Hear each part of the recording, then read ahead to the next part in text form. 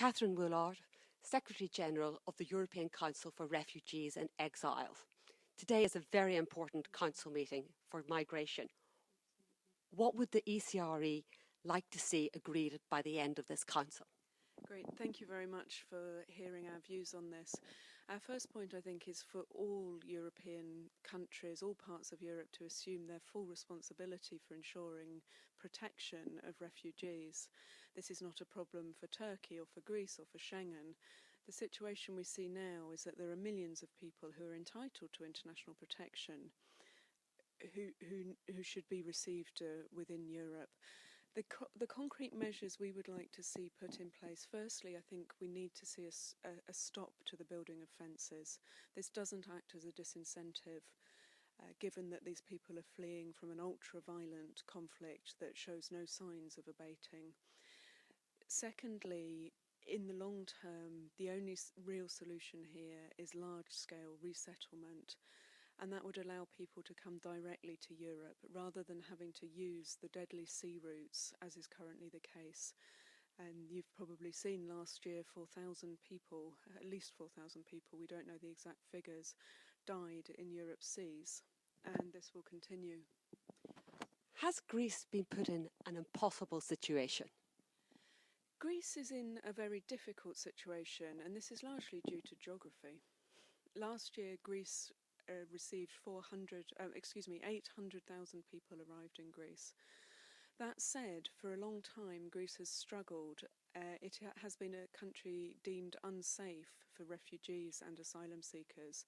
This was determined in 2011 by the European Court of Human Rights. Therefore, we're concerned about the resumption of the Dublin transfer system because it cannot be guaranteed that people returned to Greece will have their rights respected. Similarly, the hotspot system that's been put in place is there to build capacity in Greece to ensure compliance with international and EU law. That's not yet functioning properly, and we'd like to see guarantees such as access to legal advice within the hotspots and monitoring to make sure the hotspots aren't used as rapid ways to expel certain groups of people rather than considering individual cases. And what would you like to see happening in neighbouring countries? And in particular, the EU obviously has a very special relationship with Turkey on this issue. What would the ECRE like to see happen? You're right to say the question of the relationship with Turkey is a crucial one, and not least because Turkey itself is hosting 2.5 million Syrian refugees. That said, we're very concerned about the moves to try to classify Turkey as a safe country. The evidence we have from our members working in country and other evidence, including from the European Parliament's recent visit to Turkey, show that there have been improvements, but Turkey is still not in a position of respecting the fundamental rights of refugees and migrants. That means, for example, to give you a few concrete examples, the question of access to labour markets.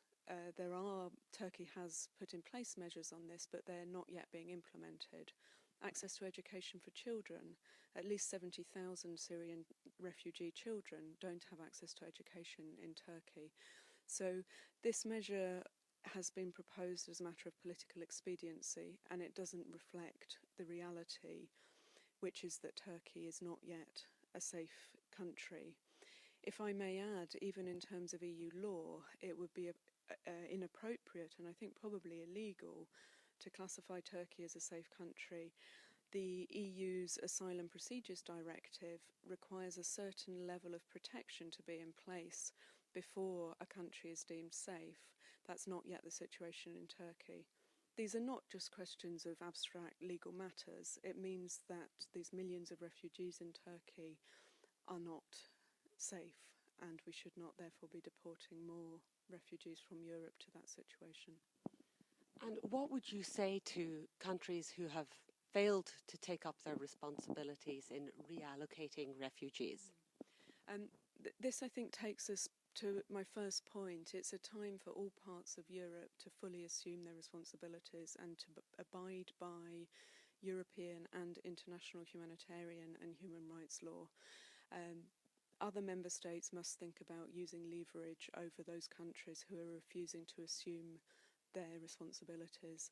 I think this is the only way that we'll see a situation where these, as I said, millions of people who are entitled to international protection actually receive the protection that they should be guaranteed as they flee from one of the most violent conflicts of our times. What other concrete measures would you like to see emerge from this Council? I think we need to be taking steps towards long-term solutions, including opening up channels for legal migration, such as designing labour migration policies based on the economic and demographic needs of Europe, on one hand. Secondly, looking at a post-Dublin system that is based on protection and human rights. Finally, I'd add, in terms of our proposals on resettlement directly from the region, as well as ensuring that people don't have to take these sea routes, it also means that the flows of refugees are managed by refugee agencies and not by organised crime. We say that the best way to tackle the smuggling mafias is actually to remove the need for their services.